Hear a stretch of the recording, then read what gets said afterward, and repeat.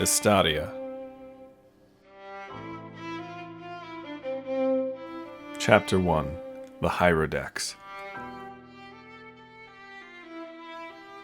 A day passed, and then another year. The house was empty.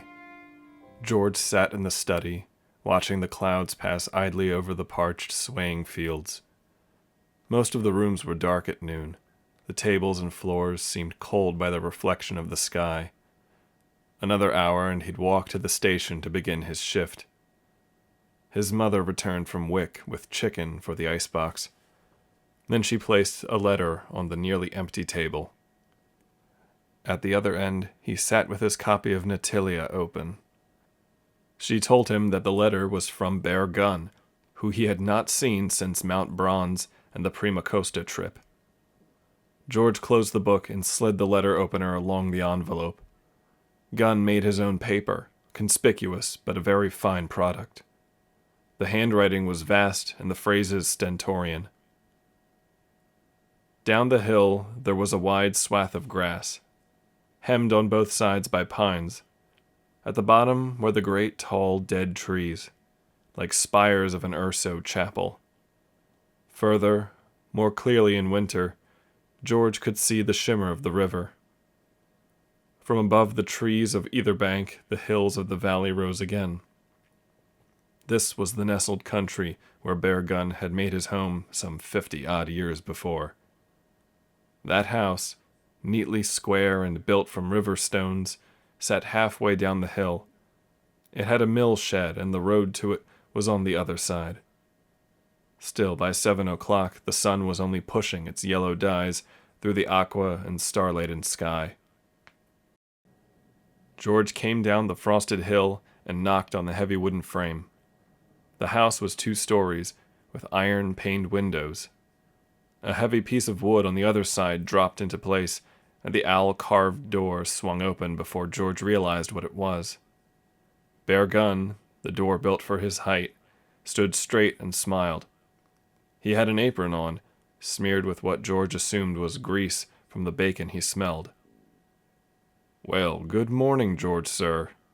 He welcomed George by turning and going back to his stove in the next room. The floors were of a dark wood, and the walls and ceiling reinforced with ruddier timber. His wife Mary rolled dough on the table, near which rested a book-sized parcel wrapped in waxy brown paper. The roof in the kitchen rose to a point, with a chandelier fashioned from a wagon wheel. "I'll get your eggs and beans and bacon right to you, but have a seat here first." George slid into the dark chair at the end of the table, soft and polished from constant use. Over breakfast and the coming and going of Bear's family, George eyed the package and hoped for a revelation soon. Bear finished buttering some toast, then wiped his hands on a checkered cloth. He picked up the item and handed it to George, who felt its weight. "Thank you. I can't wait to see what it is." "Of course." Bear produced some pancakes from the corner tray, until then obscured by another cloth. Mary passed a round pitcher of maple syrup that seemed to soak in what little sun rays had risen, and itself seemed as appetizing as what it poured. "Go on there, open it," said Bear, drenching his plate, pancakes and all. George tugged and undid the string. The paper rasped and thundered as he tore it from its contents. It was a book, after all. George held it up for a minute, amazed at its beauty. It had been bound with several different colored leathers, mustard and olive and ruddy brown, the colors of fall. In a stylized way, the cover presented the image of a mountain with forests beneath it. Within the peak was the shape of an egg, pressed with gold leaf. "That," said Bear, his voice measured, "is the northern version of the Hierodex. It holds tales from all the various realms of the rose. The Great Rose, some call it." George moved the book around in his hands. He felt with some enjoyment the smoother, gleaming spots on the leather. It had been a well-read book, though still looked as if it would hold together another 500 years.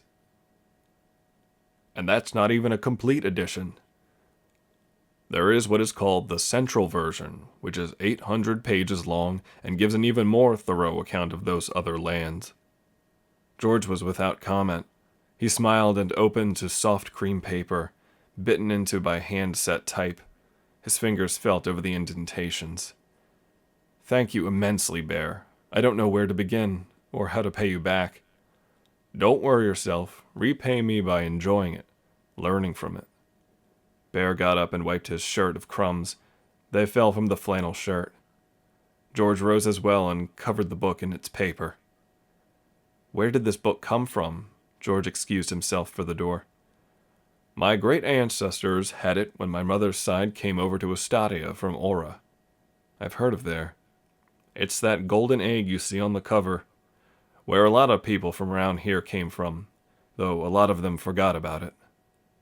He took out a small pipe and walked George outside. I'm gonna get one smoke in before Mary and I have to go into Wick. Enjoy and tell your kin hello. Toodaloo. George walked back to the road up the hill he'd come down. He took a glance or two in the Hierodex and saw some engravings, or rather woodcuts. He wondered why Bear would part with such a treasure, or why he was so quick in leaving. With so impressive a book, George figured that anyone should be glad to see it. He took a left at the road and headed towards the Hemmings farm.